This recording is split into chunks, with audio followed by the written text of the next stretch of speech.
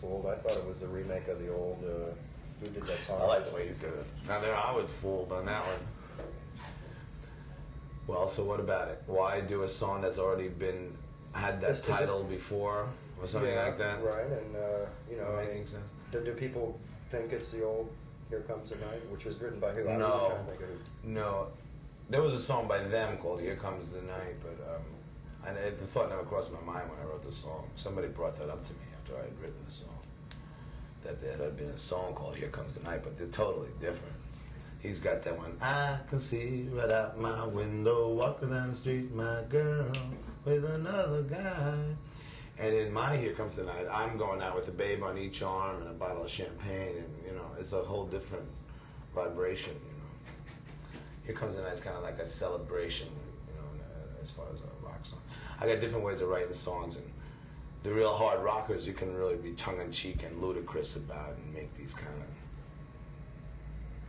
high times, rock innuendos, or whatever you want to call them, you know, which is fun, but it's tongue-in-cheek, you know. Absolutely, you're known for that little fooling around in the studio. It's to make it enjoyable, you know, the songs. Some of my songs, I think, you know, say things that you could learn something from, like "You Fool You" or something on the new album. But some of my songs are just meant to, just like have a party or have a drink too or something. Yeah. You know? Have a dance too. It's encouraging and kind of refreshing to find you still not taking. I mean, you take your music seriously. I don't mean it in a flippant way, but you know, a lot of rock and roll stars are taking themselves pretty seriously these days. Yes. And I don't understand where this is coming. Well, that's from. because they're rock and roll stars, I guess. You make that distinction, Dave. No, I consider myself like a rock performer or a rock singer, you could say. But I don't like that word rock star. It reminds me of like somebody very pompous. It was kind of like the idea of the dolls and stuff was kind of like to deflate that whole trip about rock stars. You know, hey, we used to come out and say, hey, I'm a rock star. You know what I mean? It was just to goof on that whole pomposity of the situation. It's more goof on the people behind the scenes. That's why I felt after, you know, the Dolls to me was a project that was completed. I mean, we did that, you know, we debunked it or whatever, you know, the whole thing with the homophobia and alleged drug abuse and debauchery and stuff, you know. I mean, it was like, hey, you know, throw a boa on and boom, boom, you know. Absolutely. It's like, you know, putting a little Richard back into it or something, you know. But then once I felt like, you know, I had done that, then I could get on with my singing, you know, taking my singing seriously and stuff, which I do now much more than I did then.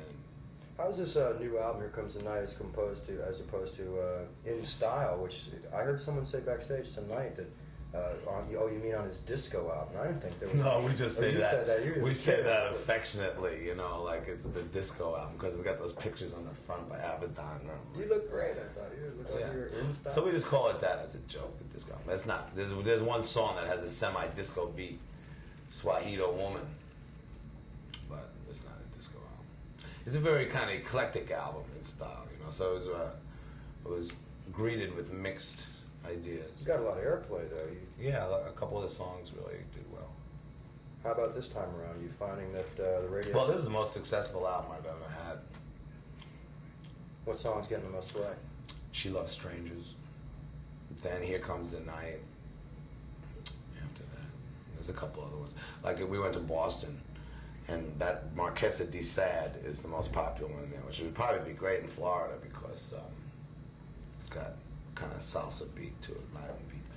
So anyway, I didn't know this before we went on stage, but the song is like #1 on BCN, Marquesa de Sade. So we went on stage, and just when the piano opened up in the beginning, dun dun dun dun dun dun, the whole place got up and started roaring. I was like freaked out. A Spanish song, like a Latin song in Boston, you know. Home of Preppy. Very ironic. They loved it. They loved that song. You play Boston. So there's different songs in different places that get a lot of airplay, but consistently throughout America, it's like She Loves Strangers and Here Comes the Night, basically. You don't think too much about all the fractionalization of them. It used to be like people like rock and roll. You know, they weren't that alienated. Now everybody's, you know, if you like Elvis Costello, you hate somebody who likes Molly Hatchet or ZZ Top. I mean, you have any comments on this whole Well, categorization? Of I just know like my personal point of view, which is that to me, rock and roll, I didn't start with the Dolls or something. You know, it started with like Roy Brown or Little Richard and Big Joe Williams. I mean, like, you know, and it goes way back with me into the 40s. I have records from the 40s, you know, that are rock and roll records, and that's like the roots of rock and roll to me.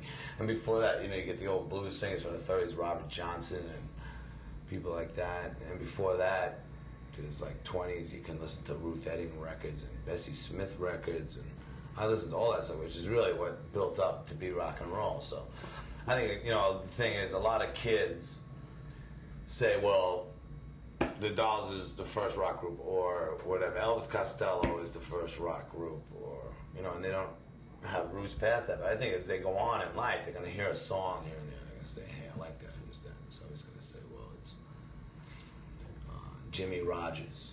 And they're going to say, oh, I like that, I want to hear something else by him. And then, you know, as you grow older, you build a more comprehensive kind of, you know, record library. Right, expand. Yeah.